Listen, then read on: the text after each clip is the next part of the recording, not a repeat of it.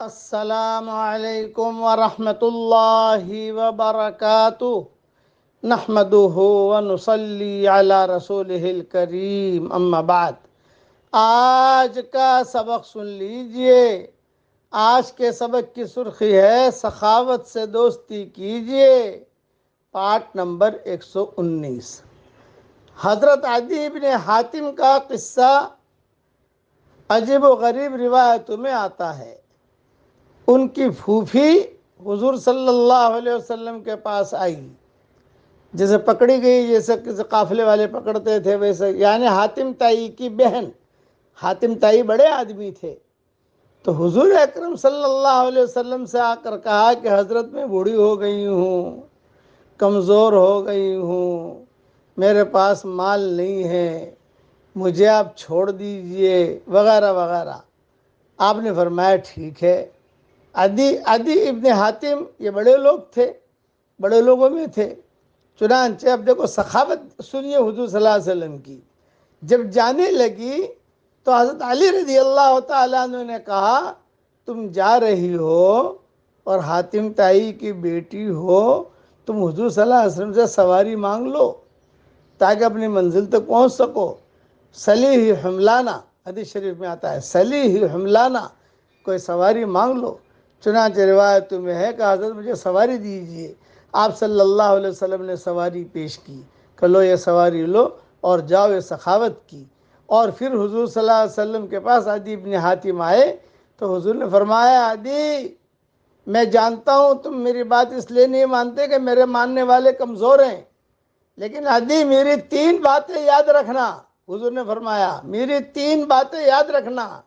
Number 1، اس اسلام کی وجہ سے ایک نوجوان لڑکی ہیرا سے چلے گی، اتنا امن و امان ہوگا کہ ایک نوجوان لڑکی ہیرا سے چلے گی، ایک شہر ہے، اور اکیلی آئے گی، بیت اللہ کا طواف کرے گی اور اکیلی واپس جائے گی، زیورات پہن کر آئے گی، زیورات پہن کر جائے گی، کنواری ہوگی، کوئی میلی آنکھوں سے اس کو دیکھنے والا نہیں ہوگا۔ یہ حضور نے عدی بن حاتم سے کہا۔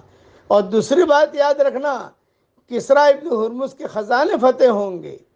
عدی بن حاتم نے کہا کسریٰ ابن ہرمز کے؟ فرمایا ہاں۔ اور تیسری بات کہی اللہ اتنا مال دے گا، اتنا مال دے گا کہ کوئی قبول کرنے والا نہیں ہوگا، اتنا مال آئے گا کہ کسی کو کوئی پرواہ نہیں ہوگی۔ عدی بن حاتم مسلمان ہو گئے تھے، حضور بہت خوش ہوئے ان کے اسلام لانے سے۔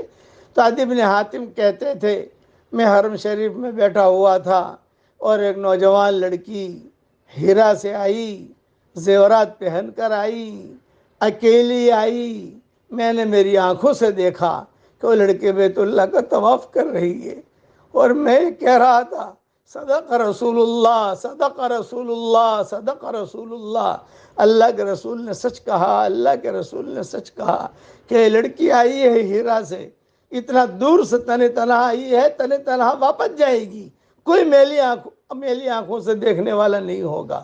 عدی بن حاتم کہتے ہیں میری حیاتی میں ایک قصہ میں نے دیکھا۔ پھر جب کسریٰ ابن ہرمز کی طرف جنگ ہوئی، غزوہ ہوا، تو وہ خزانہ فتح کرنے میں بھی تھا، یہ عدی بن حاتم نے کہا، میں بھی تھا وہاں۔ اور تیسرا، میری حیاتی میں تو نہیں ہوا لیکن ہوگا ضرور، اس لیے کہ حضور صلی اللہ علیہ وسلم نے کہا ہے، یہ عمر ابن عبدالعزیز کے زمانے میں ہوا۔ پھر حضور صلی اللہ علیہ وسلم نے فرمایا خرچ کرو، خرچ کرو، جہنم کی آگ سے اپنے آپ کو بچاؤ، چاہے ایک کھجور کا ٹکڑا ہی کیوں نہ دو، زیادہ نہیں ہے تم پر، تمہارے پاس کھجور کا ٹکڑا ہی دے دو تاکہ جو ہے جہنم کی آگ سے تم بچ سکو۔ یہ قصہ بدایہ والنہایہ میں بھی ہے اور یہ قصہ دوسری کتابوں میں بھی موجود ہے، لیکن بدایہ والنہایہ کی روایت زیادہ مضبوط ہے۔ اس لیے خرچ کرو، خرچ کرو۔ حضور صلی اللہ علیہ وسلم نے خرچ کرنے کی ترغیب دی۔ اب پڑھیے میرے ساتھ، یا رب لک الحمد کما ینبغی لجلال وجہک وعظیم سلطانک۔ اللہ تعالیٰ کو یہ جملہ بہت پسند ہے۔ فرشتوں کو کہا جاتا ہے کہ تم اس کا ثواب مت لکھو، یہ پڑھنے والا پڑھنے والی جب میرے پاس آئیں گے تو میں اس کو ثواب دوں گا۔ ایک مرتبہ دھیان سے اور پڑھ لیجئے، یا رب لک الحمد کما ینبغی لجلال وجہک وعظیم سلطانک۔ اللہ تعالی ہم سب سے راضی ہو جائے، آمین۔